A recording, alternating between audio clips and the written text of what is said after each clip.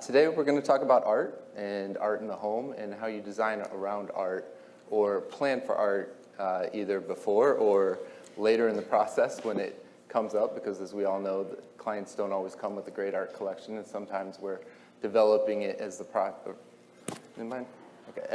goes along. So I'd like to start today by asking you all to define what art is in today's environment, because it takes so many forms.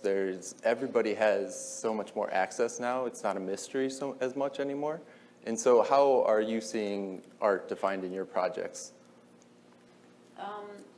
I feel like how you would define art, especially in a home, is pretty broad. You know, to me, I think that what would define it is if you have an emotional connection to it. So I think it could be, you know, very notable and valuable, and that's certainly art. I think there could be something that, you know, your grandmother did cross-stitch that has meaning to you that gets put on the wall. And then I oftentimes talk a lot about how nature is art and just, you know, the view out the window and how that can really be what is the drama in the room. So I think it's something that you connect with on an emotional level.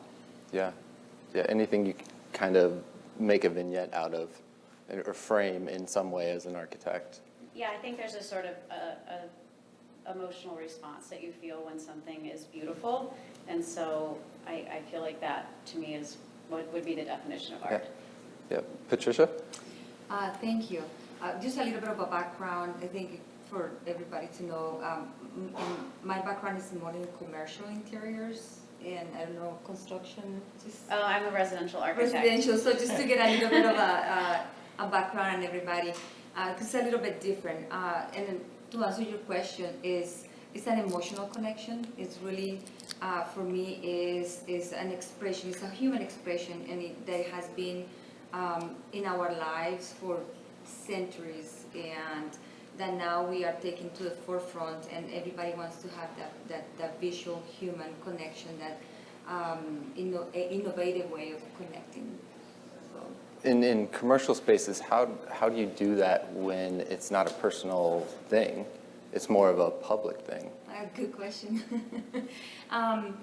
Well, we do a lot of research to be able to understand where the project is, the project location, the demographic, the psychographic, who is the end user, how we're going to connect with the end user, because it's not just one, it's a multi-headed client in a way. Yeah. So we are trying to connect with the client, the developer, and as well as who the end user is going to be. So a lot of the research goes into it before we can actually decide what is the art, what is it going to be, and who is going to do it, and how we're going to procure it. And so it's a lot of research that goes beforehand, before we get to that. Sure. In some ways, you might have a lot more control over what it is at the end versus working with the client's private collection. Andy, you know that's not true. We guide the process. We help guide the process, depending on the client and depending on the type of property or which market also makes a difference. If Sure. It's a multifamily residential, if it's a higher education, if it's a workplace, it does make a difference. So we can guide the process a lot more, but art is so personal. Everybody has that personal connection with art. So there's a lot that has to go into it to be able to have a little more control, as you say. Right. But it's more about the research to be able to justify why we got to that point. Yep. Yeah. Brandon, I'm not letting you off the hook. Yeah, no, that's right. All right, so I'm Brandon. I lead the high-end residential group for Park Construction. So really 100% focused on building high-end homes, whether it's single-family homes or penthouses, condos, and all these answers are exactly right. But from the construction side, we see a distinction between what's art and what the other stuff that we do, because of we're always looking for production speed and those things like that. And the art side is always very distinctive, because the outcome outweighs anything else, and it outweighs the time it'll take and things like that. And so that we know that when something's artful, that the time is important. and or the Yeah. outcome's important. It doesn't matter how much time it takes. So when you see it in your projects as part of the home versus, let's say, just a painting that gets hung on the wall, right? Very simple to define that as art, but today there's so much installation art. There's so much that depends on structure, et cetera. How do you prepare for that? Yeah. So, And do you always know about it? yeah, actually, I answer that the second question first. We don't always know about it, and Andy said to give the juicy stories Yeah. here.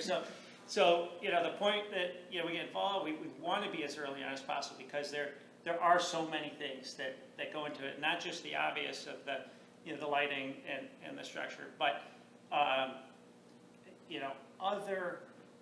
other things in the background.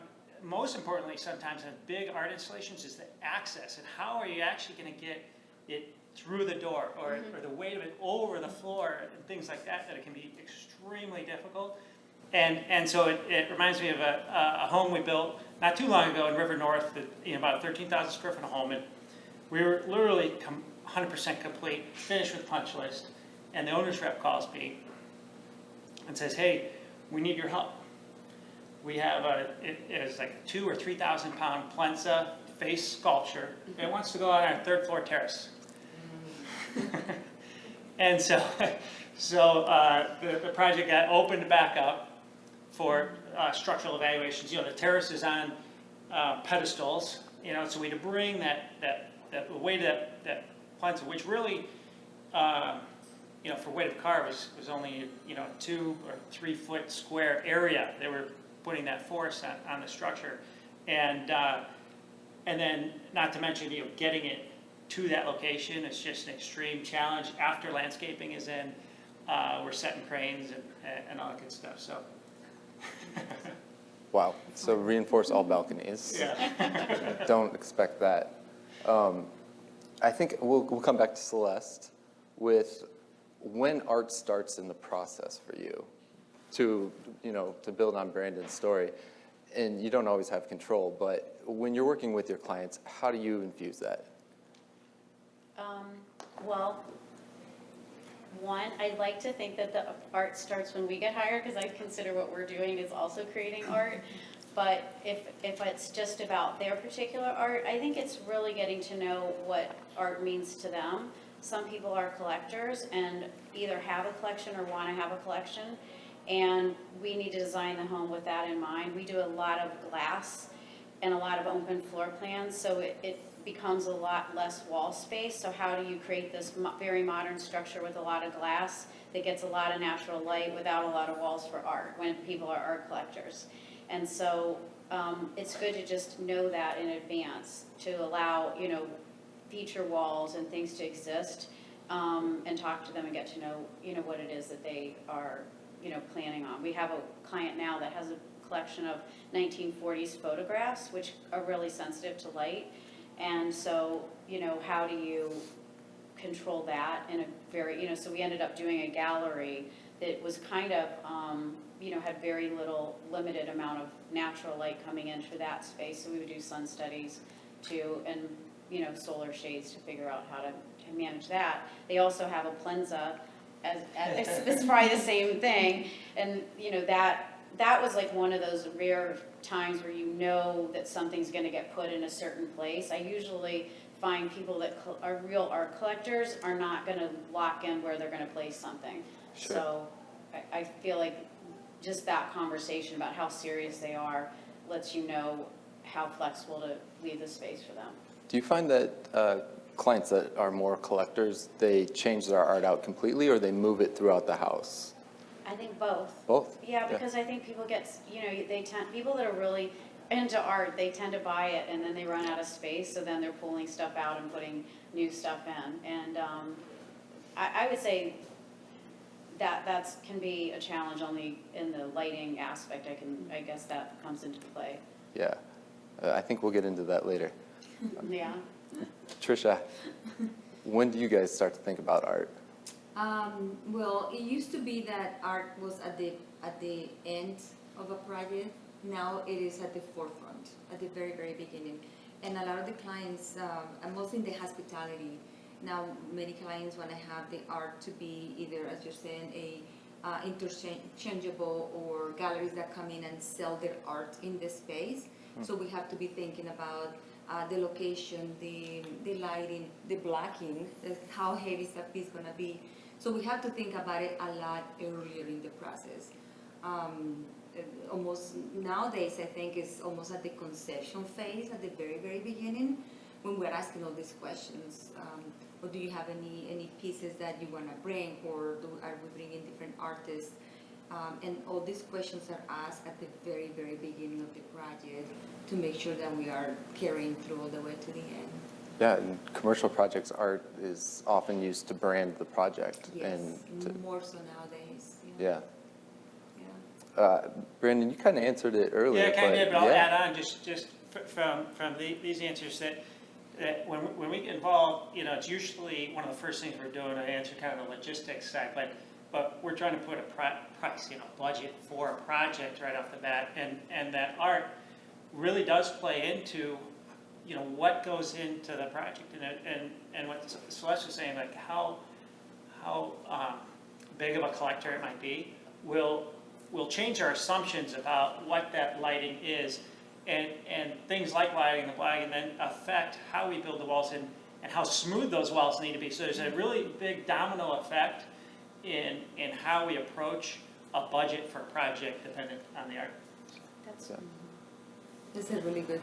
Well, also, point, yeah. I know we're going to talk a lot about lighting, but it's such an important thing with art. The fixture you use on a really good piece of art needs to have really good color rendition. So all the kind of specifications that go into that, it affects the budget, because you can't put, this can or that can. It sort of depends on, the value of the art and how important it is that you want to make sure the lighting is kind of matching it. Kind of feels like the tail wagging the dog a little bit, but it just depends on the art collector and what they've got. It's interesting to have panelists from different sectors, because a lot with art and even design these days, there's the architect, there's an owner's rep, there's the interior designer. Obviously, you've got the builder that make things happen, tons of subs. How do you interact with the other professions in procuring and planning for the art? And how early does that happen? I'm sure it varies on project, because no project starts the same way, right? It's wild. But when there's collaboration, who owns what, and what has worked the best in the past? I think for our projects, it's kind of project specific. If the client has a existing relationship with the interior designer, they might take a bigger role. If they meet us first and the interior designer comes in a little bit later, it kind of shifts, like who's doing what and when. But if left to whatever we want, we always try to build a team really early, just to be able to, I feel like in schematic design, I'd like the interior designer to do furniture layouts, because the size of the room can be affected by, the seating grouping, and that can be really hard to change later. Yeah. So, and then I feel like the art, that's sort of all layering in, because what is the vibe of the project? What are the materials that we're thinking about as an architect, and how does that all come together? So, for example, we have a client that likes really bright poppy art. She's also the same client that likes sparkles and shiny things. And that's very different from a client who wants linen and, driftwood. And, so the kind of aesthetic that it does kind of go, it's not like you're picking your art for, but the same client that's picking that tends to have a aesthetic that matches the art. The same thing they're going to gravitate to for the interiors and architecture. Right. And then as they collect over time, sometimes that changes, and lighting has to change, humidity levels have to change. I'm going to go to Brandon on this. I mean, as part of an essential part of the project team, how do you get ahead of that with the designers? Yeah, it truly is all collaboration and discussions, just an open communication. I'm going to spin this question just a little bit on, the teams working together to a project where I'll consider this, the construction as the art, where we were building a bathroom that is just all teak paneling. And so it seemed simple enough until we had those further, deeper discussions with the team and the client, and this vision of this Japanese bathhouse. And the client had, he's a major Japanese art collector. And, first thing I do is Google, okay, what's a Japanese bathhouse? It didn't help me at all really to what that vision was going to be. So, in the end, what seemed like a simple wood cladding in a bathroom became a really deep collaboration between the architect detailing the miters, where they're going to be, how different materials are going to intersect with that teak, and the interior designer really helping handpick every single board, and in the end there was not a single knot in the bathroom in this wood, and so hand selecting exactly where each board was going to be against the other, and really taking it as a full team, from something that is like a normal wood plank to a piece of art in the end. Yeah. So Patricia, you mentioned lighting earlier, and we're gonna get from all the panelists on this, but what's your go-to way to light art? It takes a village. Sure. So like a lot that goes into it. Well, we do work with a lot of lighting consultants, Okay. and we rely heavily on them. Because we have to look at the light calculations and everything that goes into it. But also in the commercial projects, there is also sort of this budget constraints that we're working with, and the type of lighting that you would typically use on a project where you need a specific way to highlight the art, perhaps is not what can be afforded in a commercial project. So we really rely heavily on the lighting consultants. Yeah. Yeah. Yep. Celeste, how do you like to light your art? We use a lighting designer as well, Man. so it's just too complex and It is technical complicated. at Yeah. this point. But I think it's similar to anything. It's understanding the owner and what appeals to them. Certain people are comfortable with track light, which gives you the most flexibility, and other people just don't want that in their house. And so it's kind of working around like what the architecture is, what the owner likes, and then what you're trying to accomplish, and a little bit of letting the client understand the why and how, like let them understand how and why the lighting works. I think there is a little bit of time that you need to help them, understand why you need 6 lights here on this wall, because you may have a big piece of art, or you might have a series of things, so you're going to need to spread out this much, and just that these two might be on a different circuit, so that can aim down when you don't have that big piece of art. So I think a lot of technical aspects go into it. I learned the other day that, LEDs, incandescents, when you dim them down, dim warmer as they go, and so that's what your eye is used to, but LEDs don't necessarily do that. So that now LED industry is sort of like ramped up to do dim to warm, so that it mimics the incandescent lights. Well, you would think that would be what you'd always want, because that's like warm and yummy, but then the lighting designer said you don't necessarily want that with art, because it creates an amber tone on the art. Right. And so then we had to go back to the owner and talk to them about it, because even though it wasn't technically what the art should do, it's not what it's their home. Right, And they not wanted gallery. it to dim to warm. So I feel like there was just all these steps you had to go through to be able to make the decision on what exact light to use to make that spec And decision. guiding the process. We do a lot of guiding the process, and Yeah. often enough we get owners that are building a commercial project, but they want to use what they have learned from their homes, and the type of lighting and the type of which is a different application. So Yeah. guiding the process. Have you ever dealt with a piece of art that was critically dependent on technology, so lighting, other controls, automation in the home? I think they all do, because they They all all need to do. be lit properly, Sure. and there's shades, going up and down if it's sun sensitive. So I think they all do. I think it's kind of fun to watch, your project when the clients move in and the lights are generally not aimed until the art's installed. And then the art gets installed and the clients, just that transformation, it's remarkable how the whole house changes just based on, putting the art up and then lighting it properly. Brandon, what should we stay away from? What are you ripping out all the time?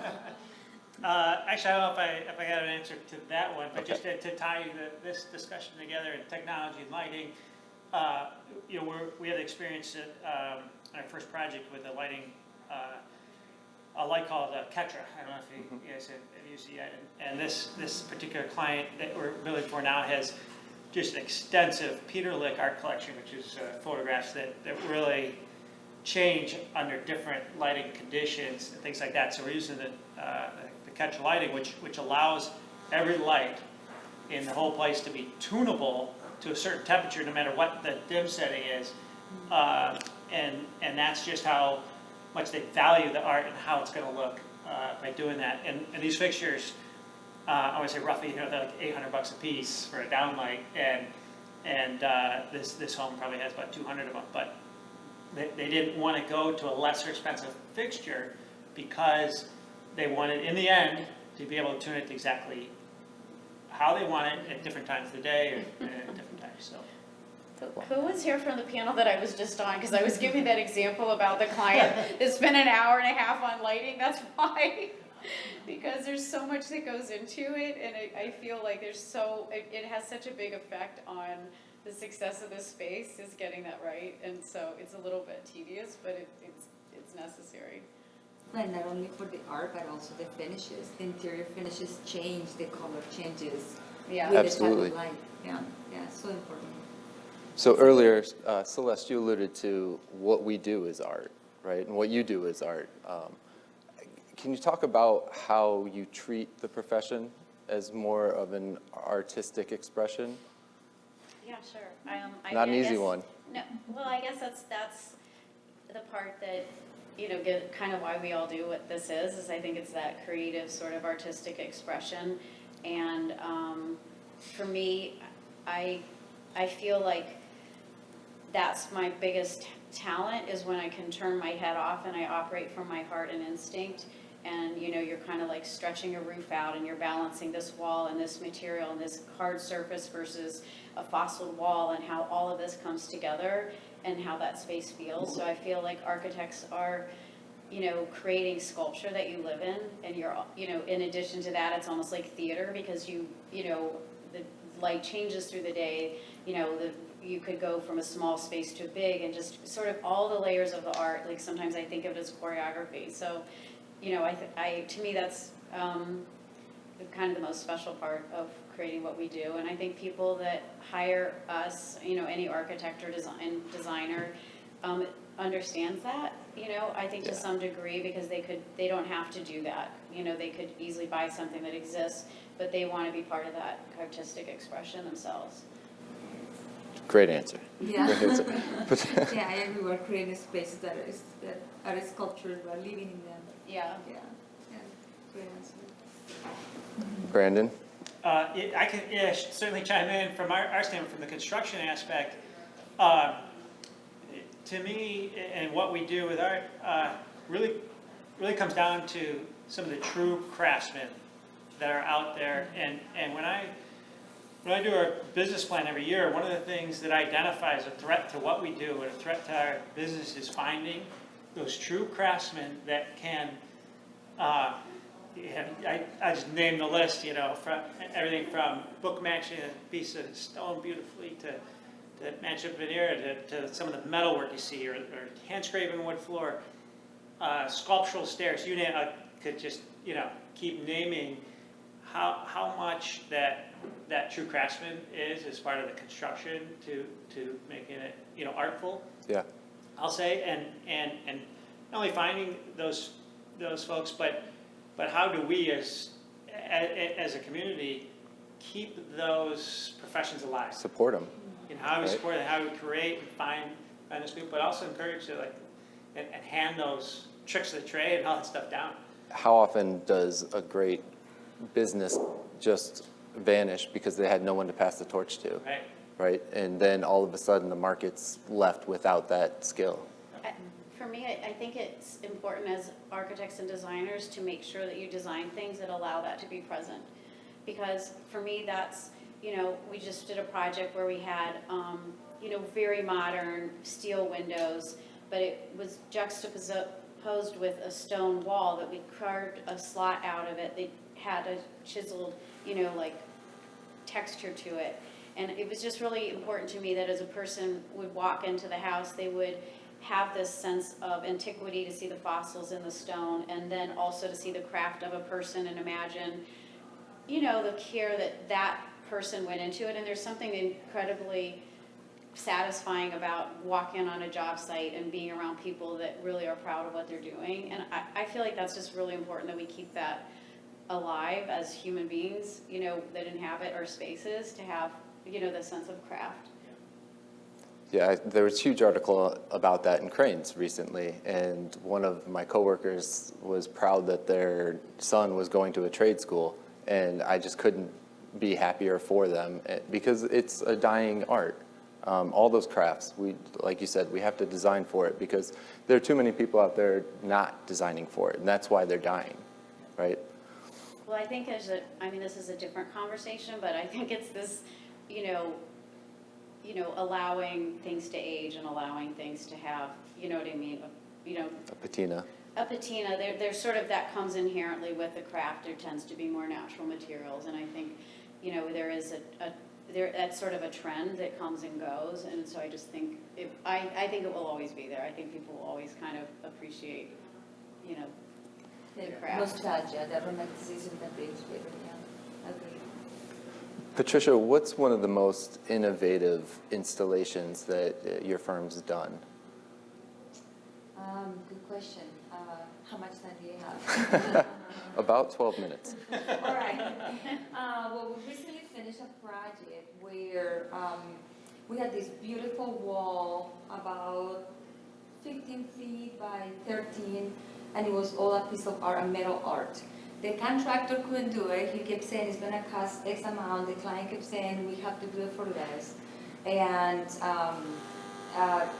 it was going to be a plain wall at the That end. happens? Yes. So we work with the manufacturer directly. We work with the craftsmanship, with the person making this piece of art, and then the contractor helped us install it. But it was a true collaboration where we have to carefully. Usually we draw everything in AutoCAD, if anybody knows. It's a program that we use in the field, and draft every detail on how it's going to be attached and to the wall, and how it's going to be craft or laser cut. So all the pieces, a modular. We made it more so a modular piece that it was all custom made when it was all done. If it makes sense. Yeah. So brought it in the truck came into the site, and big cranes. We have to take it from the first floor all the way to the 5th floor out and outside of the building, bring it upstairs to be able to install it. So it was magnificent. It looks beautiful. It doesn't look like it was modular because it's an art piece. It looks that it was all a custom laser cut, beautiful iron metal installation. It looks like a sculpture. Very an cool. Art sculpture, yeah. Very cool. Yeah. Celeste, what's the most unique piece of art that you've had to design around or design yourself? Okay, I'm trying to think of a unique one, and I already used the Plenza example, but that one was probably one that comes to mind only because it was about creating a space for it, and also structurally not only placing it there, but how do you get it there in and out. Right. So that's my best example I can come up with. I can't think of anything super It's a big crazy. challenge. Yeah. I mean, I was going to give an example of something else when you asked it differently, which was an example of art that isn't something we did, but I think people would like to know about this, is Allied Works is an architect, and they have this modern house that is in upstate New York, and they designed the house to have a certain type of glass on the facade, and they put a projector in the landscape, and in the evening, they can project on these movable images, and the house itself becomes this art installation. So I Like felt the Mart. Yeah, on like Wednesday the Mart, nights. but it's, yes, Yeah. like the Mart, but it's Someone's home. but it's someone's home, yeah. I wonder what the neighbors think. It's out in the middle of nowhere, of course. There's a house on my block that has a large art installation with a projector Oh, and a really? huge dining room window, and they never pull the drapes, and so all night long, Oh my it's a gosh. constant neon glow in random Well, I can colors. also give the example of when the client doesn't get the art. Yeah. Because we have a project in New York where it's this huge white wall, and it's created this daunting kind of like thing. I mean, it was an interior remodel, so the wall came, I didn't put it there, but it's, we haven't been able to photograph it because they haven't found the perfect art. And I'm like, Yeah, we're ready to rent something. So we had an experience, instead of the art being projected, we had a client that was inspired to do a piece of art in his penthouse in West Loop in a two-story, I'll say stair opening, but instead of the art being projected, it was an two-story tall LED art wall. However, the LEDs were to shine through translucent concrete, so we had concrete panels that were cool. made with fiber optics running all the way through them. So when the art was off, it was a concrete wall. Mind you, upper floors of a building, we bring in concrete panels that we needed to engineer, design, install so that each one of those 25,000 LED lights behind could be accessed sometime in the future. right. But when it lights up, you got this concrete wall, all of a sudden, just anything you want, is You have to That's send me cool. a picture of that. it's. Yeah, I feel like next year we need a screen, Yeah, and that we'll have sounds some really cool. Yeah, slides. and we did have to build a glass stair so that you could see the wall. Yeah, of course. Just right. I had a follow-up question to that. Oh, yeah, the stair. Oh my gosh, what do you do at the bottom of a stair? What do you mean? An open, swooping stair or even just a switchback that leaves a dead space on Oh, I know what the you're ground talking about. level where the stair starts. What do you do with that space? Well, I don't An mind art neg- installation? I An don't mind installation. negative space, so I Okay. probably would do nothing. Light it really well? Well, we I think recently, you probably need it in its context so that it has like a window behind it or something, so it doesn't feel like dark and under the Sure. stair. Maybe it just needs more space around it. I don't know. yeah, we recently did a project where the stair sort of went around to connect the two floors of a 13-story space building. And so at the bottom of the stair, like you said, we light it and we hang a beautiful sculpture all the way down to about 18 inches on the floor. So we created a sculptural installation out of this void space left in the middle. That's Yeah. cool. Yeah. That's cool. So we are almost done with time here. So I've got one more question for all of you. And I'm going to start with Brandon because I don't want to leave you hanging on this one. But trends in art, what are you seeing right now? And then if you feel open to it, project what you think is next. Yeah. For me, that is a tough question, from a trend standpoint, but what we do see as a trend in our business is that the home is just continuing to become a more and more important part of everyone's lives.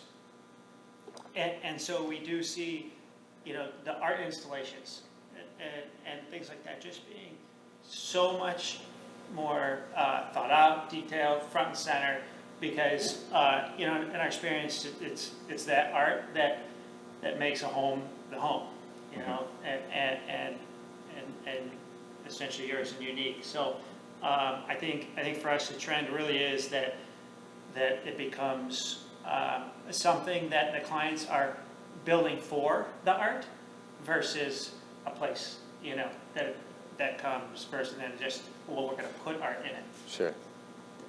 Patricia? We're seeing a lot of influence, the artist influencing the design.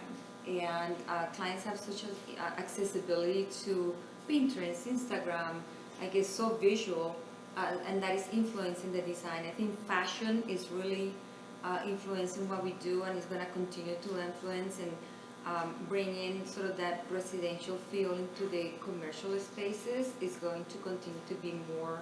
It was evolving, and it was becoming something that happened pre-pandemic. The pandemic accelerated that, where we're seeing a lot of the spaces becoming more and more residential feeling, more hospitality looking. Yeah, and art is definitely bringing that trend to the forefront. Yeah. Mm-hmm. What about you, Celeste? I would say this similar to what Brandon said, is just kind of people connecting to their homes, you know, more deeply than previously. Just they're spending more time there, and I think art is one of the things that they can do on their own. They don't necessarily need, you know what I mean, us to do that. And so I feel like people enjoy, like, you know, I just feel like sometimes you have a couple where the husband might not be engaged in the architectural process, or vice versa. And I feel like it's fun to watch them as the project is getting completed, and they're starting to go on vacation and come back with something, you know, it becomes like their last sort of personal touch to add. Yeah. Yeah. And for me, I feel like that's, you know, kind of the richness, you know, that added layer, you know, maybe it doesn't exactly fit, but I think in the end, eventually it all makes sense. Yeah. Because it's from the same lens. Right. I was Well, meeting not with an always. art consultant earlier who said her most successful projects are not designed for the art. That we designed art for a home, and then they moved, and the new house looks way better with the art than the old house did. Also, I feel like, how many times do you see art come in and it's, you know, we will mock it up on the wall, we can use software, we can place it in the model, and then you get the art there and you end up moving it to another place just because it looks better somewhere else. Yeah. I think that's sort of, you know, allow room for, I guess, that. Yeah. Okay, I was asked to stop 10 till, but I'm going to ask one more question. Before we leave, favorite type of art, personally? Oh, wow. I like, personally, I guess I gravitate towards kind of later mid-century oil paintings. Cool. I like photography too, Yeah, but I love photography. yeah, Large scale. yeah, exactly. Yeah. Well, I love black and white ink on paper, and I do some of those drawings, so I just gravitate naturally towards that. That's With awesome. making puntillism. That's one of the Wow. questions I didn't get to, is Impressive. whether or not you do your own art. Yes, I do. Yeah. That's awesome. Well, I'll say my favorite, hands down, is street art. Yeah. You know, some of my most prized possessions are from street artists, you know, through travels, things like that. And I just love the street artists. That's great. I'm still impressed today by the guys with the can of spray paint and like the paint lids. It's tacky, but it's still impressive. Yeah. Well, thank you guys so much, Celeste, Patricia, Brandon. Thank you for your time. Thank you for your candid answers. Thanks for having us. Thank you. Do you guys have any questions before we completely wrap up? We do have a few more minutes before the next panel starts. In the back. I have a question for all the panelists, just out of curiosity. Have you come across any clients that have bought, I'm going to say this right, NFTs, non-fungible tokens? Not what? Wait, say that again? NFT, it's kind of a new thing, it's basically digital art, or owning these. And an artist is a client who is kind of owning that direction, and I'm just curious, you all are at the top of your game, so I'm wondering if some of your, let's say, cutting edge, clients have purchased any art that is an NFT and is asked for you to install it. So I think we have, if I'm defining an NFT right, but we've installed some digital art, which is one of my most favorite pieces, where it's almost like stick figures that continue to walk through that piece of art. It's a black and white, Oh my and gosh, just that's super cool. phenomenal. So Yeah. it's interesting. Just Google it, it's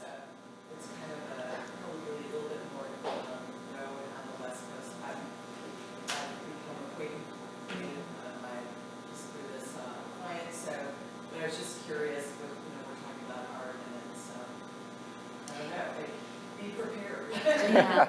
Well, we have a client currently that is asking us, we're going through the design process, and is asking us to do a piece that it can look like art when the space is being used in one way, and then have a sports bar type TV and at different times.